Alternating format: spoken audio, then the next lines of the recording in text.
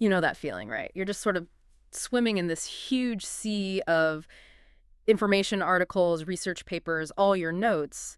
It can feel pretty overwhelming. Oh, absolutely. Like you're drowning in detail sometimes. Exactly. But imagine having like a superpower, something that lets you quickly grab the most vital insights, connect the dots, see the bigger picture without getting lost. Oh, that's superpower. That's actually what we're diving into today, the academic summary. Uh-huh. And it's, like you said, so much more than just taking quick notes for yourself. It really is. It's a fundamental tool. And this deep dive, we're focusing squarely on Unit 5, writing summaries, from that great book, Academic Writing for Graduate Students. A really essential guide. Totally. And we're not just talking about, scribbling points down. We're exploring how summaries are, well, fundamental for engaging with knowledge, contributing to your field. And even shaping your own academic identity, which might sound surprising, but it's true. It does. So what's the plan? What can everyone expect? Okay, so our mission today is basically to unpack the core principles of what makes a summary effective. We'll tackle the tricky issue of plagiarism, what it really is, what it isn't. Always a big one. Definitely. Then we'll get into the nuances of paraphrasing, which is way more than just swapping words. And finally, we'll level up to synthesizing multiple sources, which is, a key skill for grad students. Okay, sounds great. Getting knowledge quickly, understanding different views, having those aha moments. Let's get into it. Let's do it. So, summarizing, it's actually something we do all the time, isn't it? Maybe without even thinking about it much. Yeah, completely. Think about boiling down a long meeting into key points for your team. Or just capturing the gist of a lecture or an article you read. Exactly. Or even just telling someone about a movie you saw. It's a natural human thing, condensing information. Right. But in academic life, it takes on this much bigger role, doesn't it? It's not just personal anymore. That's the key shift. It becomes critical, public. It's really integral to academic communication, how we interact with and build on what others have discovered. It's not just consuming, it's engaging. Engaging. I like that. So where do these summaries really, make a difference in actual academic work, beyond just notes? Okay, well, think of them as like the foundational bricks for bigger projects. Bricks. Okay. Yeah. In research articles, especially in, say, the literature review section, you have to concisely represent previous work. You're summarizing key findings or arguments to set the stage for your own study. So you're showing, the background, the context for what you're adding. Precisely. You're mapping the territory before you plant your flag. Yeah. And they're also essential for things like book reviews or article critiques. Oh, right. You can't critique something if you haven't first explained what it actually says. Exactly. You need to lay out the source's argument accurately and concisely before you evaluate it. Otherwise, your critique just hangs there. What are you even responding to? Makes sense. And it also helps your own arguments, right? It gives them more weight. Immense weight. Summaries add credibility.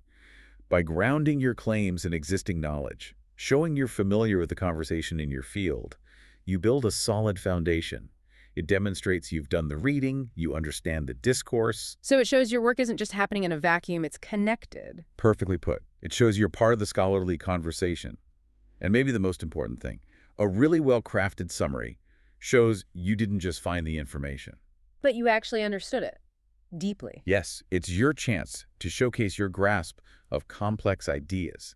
In a world flooded with info, being able to distill and re-express complex arguments clearly, that signals real intellectual maturity. It's like saying, I get this and I can explain it. That's powerful. It really is. It demonstrates you're ready to contribute meaningfully. And thinking back to Unit 2 in the book, where we talked about general specific texts, summaries fit right into that pattern, don't they? Oh, absolutely. That GS pattern is everywhere in academic writing.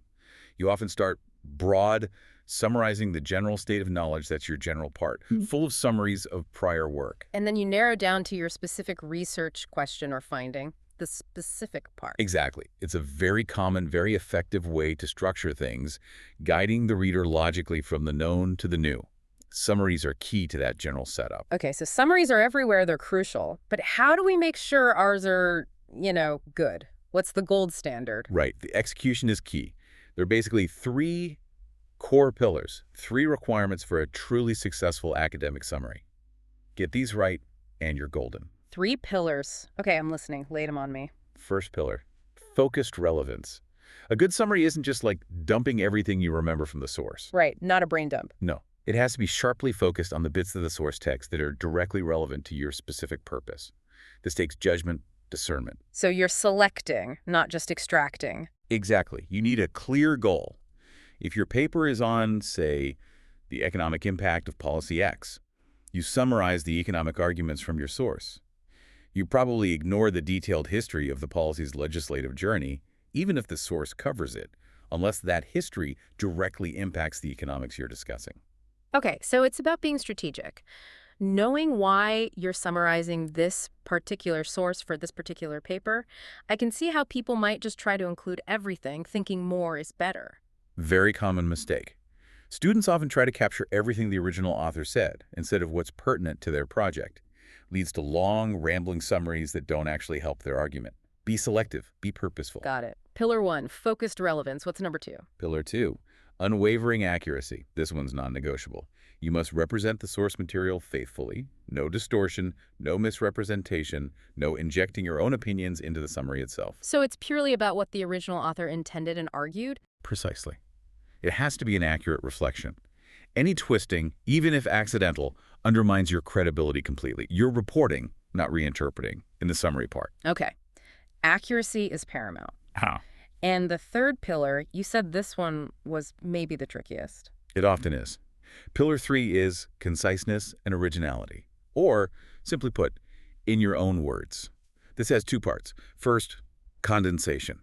Boiling down a lot of information into a much shorter form. Getting to the core, cutting the fluff. Yep. But the second part, in your own words, that's crucial. And why? Because if you just copy chunks, even with a citation... It doesn't really show you understood it. Exactly. It shows you can find info, maybe copy and paste, but not that you've processed it, synthesized it, made it your own, enough to re-express it. It shows a lack of deep engagement. And that leads us right into... the plagiarism pitfall. If you're not using your own words, you're skating on thin ice. Right. Plagiarism, we hear that word constantly. But sometimes the lines feel blurry. Let's clarify. What is plagiarism, really, and what isn't? Okay, definition time. The source calls it a deliberate activity, the conscious copying from the work of others. The key word there is deliberate, intentional. So not just a forgotten citation necessarily, but knowingly passing off someone else's work as yours. Right. But it gets deeper, especially when you look at the cultural assumptions underneath it all, particularly in North American and Western European academic settings. These aren't universal. That's interesting. What kind of assumptions? Well, first, there's this strong idea of the writer as a unique, original artist. Like, your thoughts and words are uniquely yours. Individual originality is highly prized. We definitely value that idea of individual genius, yeah. Then there's the concept of intellectual property. Ideas and expressions are seen as the property of the creator, like a patent. Yeah. Using them without acknowledgement is, in this view, like theft. Okay, so giving credit is literally acknowledging ownership. Precisely. And here's a big one that can trip people up. Copying from authorities without citing isn't seen as respect here. In some cultures, using the exact words of a respected scholar shows honor. Here, it's seen as disrespectful, like you're trying to steal their authority or ideas. Wow, that's a critical difference in perspective. Huge implications for international students. Absolutely huge. And remember, this isn't just text. Images, figures, charts from the internet, same deal. They need proper sourcing too. If you didn't create it originally, cite it. Okay, so that's the danger zone. Deliberate copying or even unintentional copying if you misunderstand the cultural norms. But what about acceptable borrowing? The green zone. Right. Not all borrowing is bad. First, there's common knowledge. Stuff everyone knows, easily found anywhere. Like, Paris is the capital of France. No citation needed. Phew. Okay. Then, there are what the book calls skeletal phrases. These are common academic sentence structures, like templates. They're not unique ideas, just standard ways of phrasing things in academic English. Can you give an example? That sounds useful. Sure, like, the increasing popularity of X can be attributed to Y. That structure is common property. You fill in your specific X and Y. Maybe the increasing popularity of electric scooters can be attributed to their convenience and low running costs. The idea is yours. The structure is conventional. Ah, I see. It's like a standard connector phrase. Exactly. Or the incorporation of A and B has been facilitated by C. You could say the incorporation of patient feedback in hospital protocols has been facilitated by new online survey tools. Again, common structure, your specific content. These are tools, not stolen ideas. Okay, so skeletal phrases are fine. What's definitely not fine in the red zone copying entire sentences or even significant unique phrases directly from a source without using quotation marks. Full stop. Even if you cite it. Wait, even if you cite, that's huge. I think many people miss that. They think citation fixes everything. It's a massive misconception. Citation acknowledges the source, but quotation marks acknowledge the exact words. Without quotes, you're implying the words are your own paraphrase, which is plagiarism if they're copied. This is why, in your own words, is so vital for summaries. Okay, so direct quotes need quote marks even if cited. Even famous quotes. Even famous quotes. To be or not to be still needs quotes and attribution to Shakespeare. Doesn't matter how well known it is. Got it. So practical advice, how do we stay safe? Best advice. Know your institution's specific plagiarism policy inside out. They can vary slightly. And when in doubt, cite. Always cite. But more importantly, focus on genuine paraphrasing, not copying, unless you have a very good reason for a direct quote, and then use those quotation marks. Perfect transition, paraphrasing. We know just swapping synonyms isn't really it. Why is that often not good enough, or even bad? Well, just swapping words often leads to, frankly, awkward sentences. The new words might not fit grammatically or just sound weird together, clunky. Like you just attacked it with a thesaurus? Exactly. And more importantly, synonyms are rarely perfect matches. They have different shades of meaning, different connotations. You can accidentally change the original meaning, leading to inaccuracy. Can you give an example where a simple swap messes things up? The book uses a good one, paraphrasing present persistent car following support. If you just swap present for give, it's okay, sure. But offer persistent car following support sounds much more natural. It's about collocation words that naturally go together. Offer support is a stronger collocation here than present support. Collocations, right. That's about word partnerships, how words typically hang out together in English. Super important for sounding natural. Absolutely critical, especially in academic writing. Which brings us to real paraphrasing strategies, not just word swapping. First, big one, sentence structure rearrangement. So changing the order of the ideas. Yes. Moving clauses around, changing how the information is presented syntactically. If the original says, A causes B due to C, you might write, B results from A largely because of C, or C is the primary reason why A leads to B. You're restructuring the logic. Okay, changing the skeleton of the sentence, not just the skin. Nice analogy. And another key strategy, grammatical transformations. Changing active voice to passive or vice versa. Changing verbs to nouns or nouns to verbs, turning a clause into a phrase. Like the study investigated the effects could become an investigation of the effects was conducted, or the effects were investigated in the study. Exactly. You're manipulating the grammar itself. This forces you to understand the meaning deeply because you can't do it mechanically. Right, you have to process it. And you mentioned a tip for checking collocations. Oh yeah, a great practical one. Use Google Scholar. Put a phrase you're unsure about in quotation marks.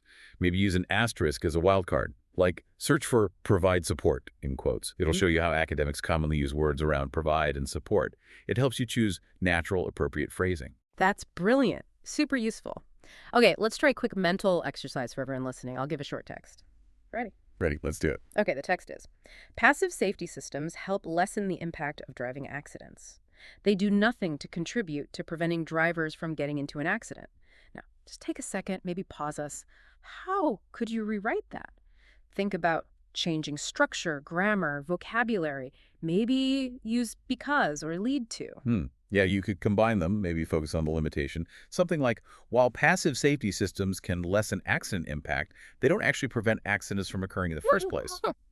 Or maybe focus on the cause effect. Because passive safety systems only activate during an accident, they cannot contribute to accident prevention.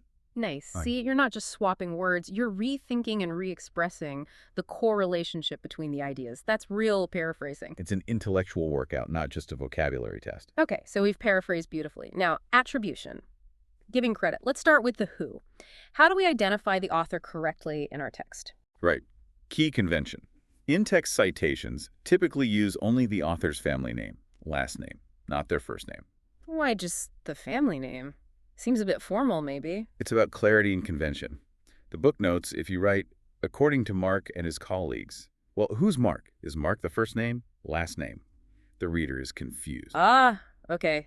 Ambiguity. Exactly. Yeah. But according to Mulder et al., 2011 is instantly clear. Family name, multiple authors indicated by et al. Yeah. Unambiguous, follows the standard, lets the reader easily find the full reference. Got it. Professionalism and clarity. Now, the what, introducing their main ideas. You said the structure is source plus reporting verb plus main idea. That's the basic template. And that reporting verb is super important. It signals how you're presenting the source's information. Right, there's a whole range. Some are neutral, some show argument. Exactly. For just stating facts or findings, you use neutral verbs. Yeah. States, reports, found, identified, describes. Like Smith, 2020 reports that participation increased. Simple reporting. Okay. And if the author is making a case, arguing a point. Then you use more interpretive or argumentative verbs. Argues, claims, maintains, suggests, asserts, contends, proposes. These show the author is taking a stance. Jones, 2021, argues that previous models are insufficient. So the verb choice tells the reader about the nature of the claim. Suggests is weaker than asserts. Precisely. You choose the verb that accurately reflects the strength and nature of the original statement. There are also conclusive ones, like concludes or demonstrated for strong findings, and action ones like examined or support. Now, you warned against one specific verb for main points. Which one was that again? Mention. Avoid using mention for significant ideas. The source says mention implies the information was given without much detail or support. Ah, so it downplays the idea. Makes it sound like a throwaway comment. Exactly. If you say, Lee, 2018, mentions a correlation, that sounds minor. If it was a key finding, use found, identified reports, or demonstrated. If it was genuinely minor, notes is better than mentions. Good tip. Don't accidentally trivialize important findings with a weak verb. Okay, what about the when? Tense, present tense, aorist tense. This could be tricky. The most common is the present tense. Fairchild, 2011 states. Why? Because the information in the published source is considered currently accessible, currently true within the context of that work. The ideas exist now. So the publication itself is still speaking in the present, even if it's old. Kind of, yeah. You're engaging with it now. But simple past, Fairchild stated, is also fine, especially to emphasize the research as a completed action in the past. Present perfect, Fairchild has stated, can link the past finding to present relevance. All are generally acceptable, but simple present is very common for reporting findings. And these verbs often introduce that clauses, right? Like Smith argues that. Very often, yes. Benfield and Howard, 2000, state that many journals. That little word that clearly signals the reported information is coming next. In casual speech, we often drop it, but in formal academic writing, keeping it usually enhances clarity. Okay. Now, if I'm summarizing one source for a while, maybe a whole paragraph, how do I keep reminding the reader it's still Smith's ideas without awkwardly repeating Smith 2020 says every sentence? Great question. That's where reminder phrases are your best friend.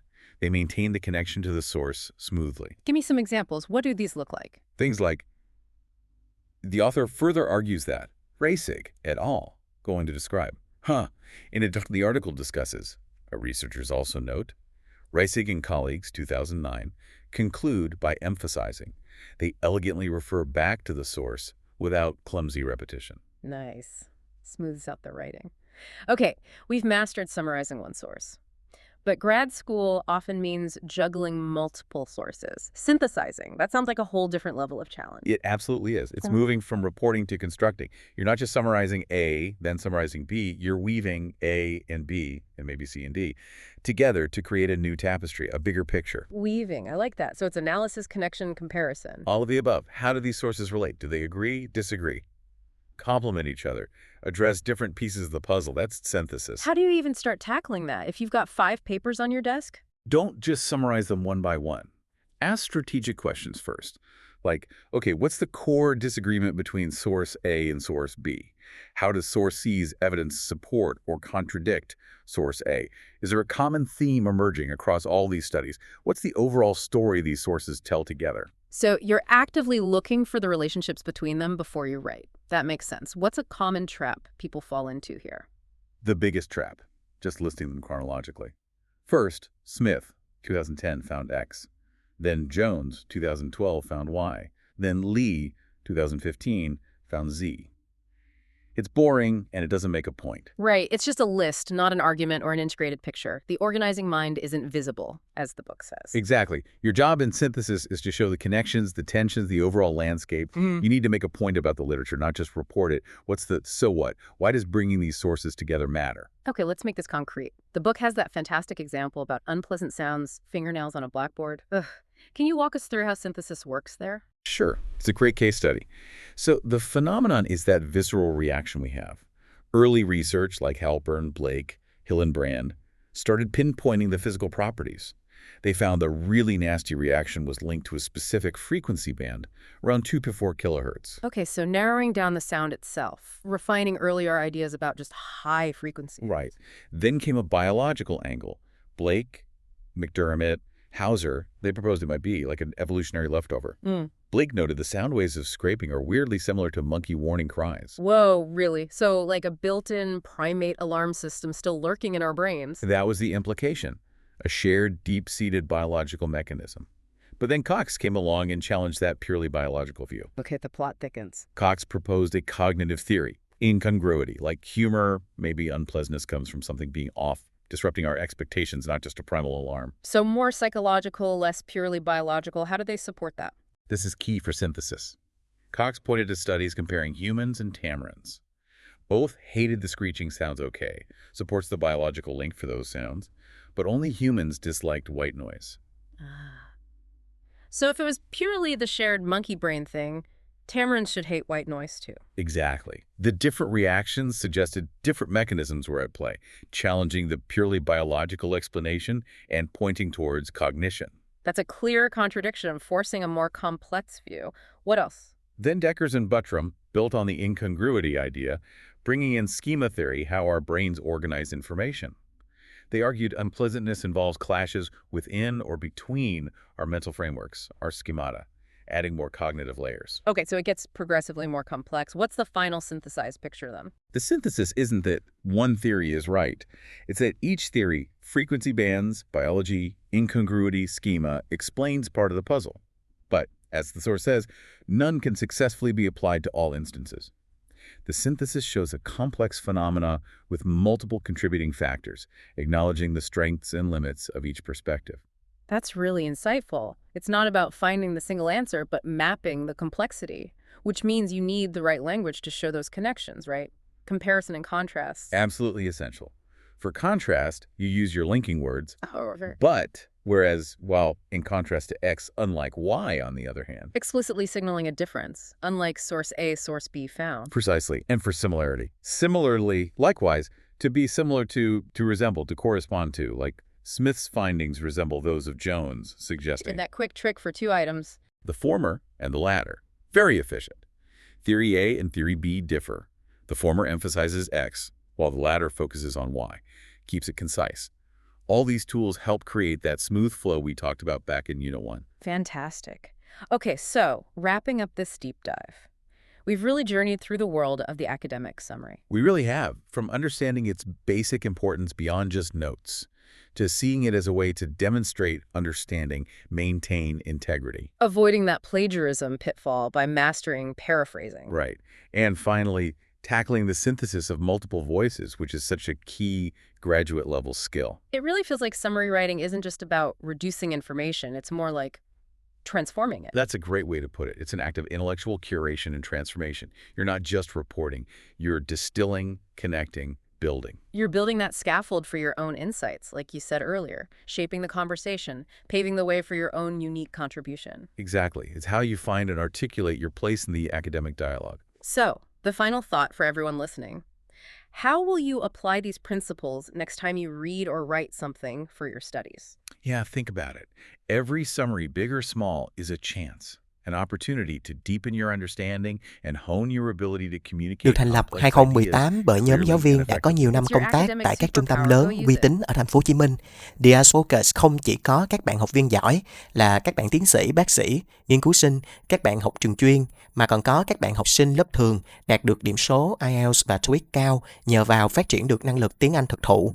Khác biệt với các trung tâm lớn, đông đúc, dùng chung một quyển giáo trình rập khuôn cho hàng ngàn học viên, lúc đi thi gây nhàm chán cho giám khảo chấm điểm. Đa số các chương trình online hay học trực tiếp tại thành phố Hồ Chí Minh của IELTS FOCUS chỉ tầm 3 đến 7 học viên, dễ dàng theo sát các bạn, giúp tối đa hóa điểm số nhờ tích hợp nhiều phương pháp trong suốt quá trình giảng dạy. 100% lớp học luyện đề được hướng dẫn bởi thầy Quốc Khánh, IELTS 8.5, Reading 9.0, Listening 9.0 và không có band điểm nào dưới 8. Các bạn có thể theo học tại quận 6, quận 2, quận 9 và quận 11. Nếu các bạn ở xa, có thể chọn hình thức học online, giáo viên vẫn có thể theo sát được các bạn vì sĩ số lớp vừa phải. Waves rolling in so slow. Trust the tide, let go. Ooh, yeah. Deep blue, take me home. Feel the calm in my soul. Stars above guide me right. Moonlight whispers through the night.